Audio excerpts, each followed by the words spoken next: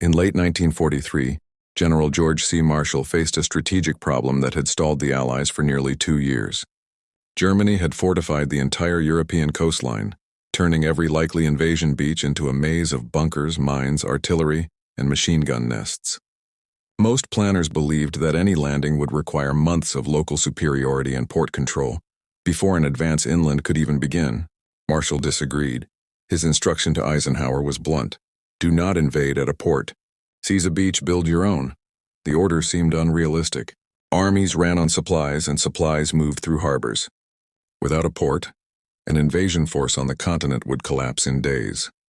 But Marshall backed a radical British engineering plan: artificial harbors built in pieces, towed across the channel, and assembled on enemy shores. These would become the Mulberry Harbors.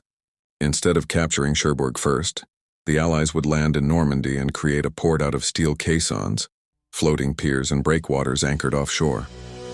On June 6, 1944, the plan was tested in real conditions.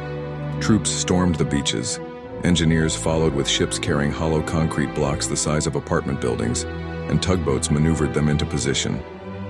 Within 48 hours, a functioning deep-water harbor existed off a coastline the Germans believed unusable.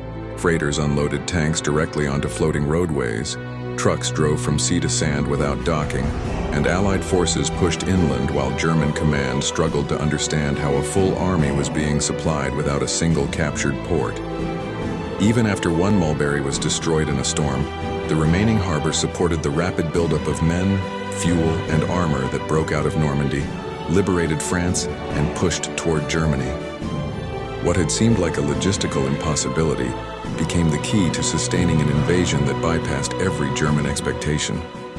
Marshall's insistence on building a port instead of capturing one turned a theoretical plan into the supply engine of the Western Front. Subscribe for more war and history stories.